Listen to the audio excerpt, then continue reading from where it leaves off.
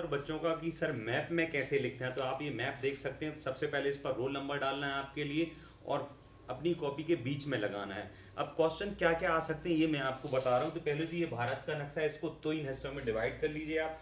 3 हिस्सों में मतलब यहाँ तक का याद करें पहले, फिर आप उसके बाद यहाँ भी ये ऐसे 3 हिस्सों में डिवाइड कर लें तो आपको याद करने में आसानी जाएगी। मैंने 4 जो आपके राष्ट्रीय उद्यान है, बांधवगढ़, पेरियार है, बांधवगढ़ ये लिखा हुआ बीचों बीच आपको लिखना है। देखो गुजरात की लाइन से गया है, ये बांधवगढ़ है और बांधवगढ़ की ही सीधी लाइन पे आएंगे तो ये सुंदरबन आ जाएगा।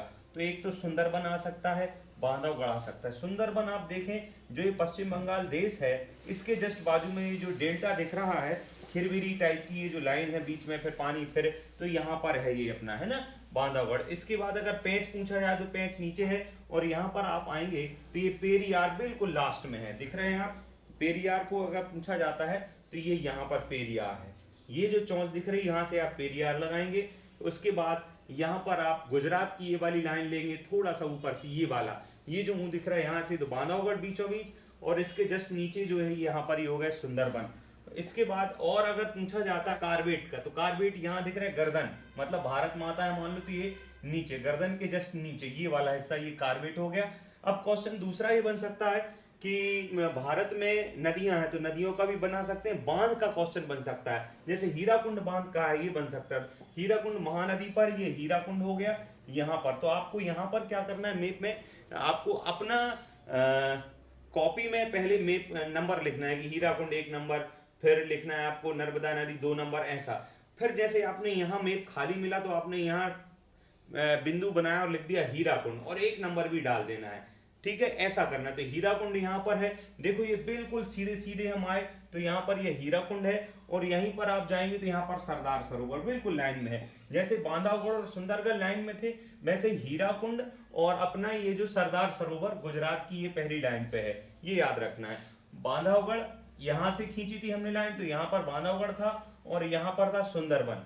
अब हम नीचे वाली लाइन से खींच रहे हैं तो यहाँ पर है हीराकुंड और यहीं पर है सरदार सरोवर और इसके जस्ट यहाँ पर हो गया ये अपना राणा प्रताप सागर, ठीक है। इस प्रकार से अगर और भी कुछ पूछा जाए, बांधों में पूछ लिया। अब अगर वो आईटी सिटी में यदि पूछ लेते हैं तो आईटी सिटी में भी बता देता हूँ। अगर वो पूछ लेते हैं लोह इस्पात या लोहा से संबंधित, जैसे कोरबा पूछा तो कोरबा छत्तीसगढ़ में आता है तो आप छत्तीसगढ़ में लगाइए कोरबा। उसके बाद अगर सिंगरौली पूछता है तो सिंगरौली मध्य प्रदेश में आता है। रानीगंज पूछता है या झारिया पूछता है तो ये झारखंड के हैं। इस प्रकार से ये लगा दी। 4 परमाणु संयंत्र हैं उनके लिए पूछा जा सकता है। जैसे उन्होंने पूछा कलपक्कम, तो कलपक्कम ये दिया है नीचे के लिए, उन्होंने दिया काकरपार, तो ये देखो बिल्कुल महाराष्ट्र में है, काकरपार यही लाइन पर है। इसके बाद वो पूछ सकते हैं नरोरा, तो नरोरा ये गर्दन के पास है, दिल्ली के जस्ट नीचे ये परमाणु संयंत्र है। इसके बाद वो क्वेश्चन ये पूछ सकते हैं कि भाई आईटी हब में, तो आईटी हब दिल्ली कहलाती है नोएडा, तो दिल्ली के पास ये नोएडा आईटी हब है। दूसरा अपना आईटी हब है बेंगलुरु में और पुणे में, तो पुणे के लिए आपको ये दिखा दे रहे हैं, ये जैसे महाराष्ट्र का मुंबई है, यहाँ पर ये मुंबई है तो यहाँ पर पुणे है। यहाँ पर मुंबई के इस तरफ आएंगे तो यहाँ पर ये पुणे है।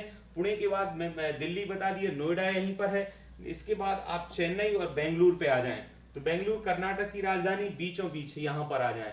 ये अपना देश है तो बीचों बीच है, ये बंगला कर्नाटक के नीचे आ जाएंगे। और चेन्नई यहाँ पर है, ये है चेन्नई, बिल्कुल लाइन से हैं ये दोनों भी।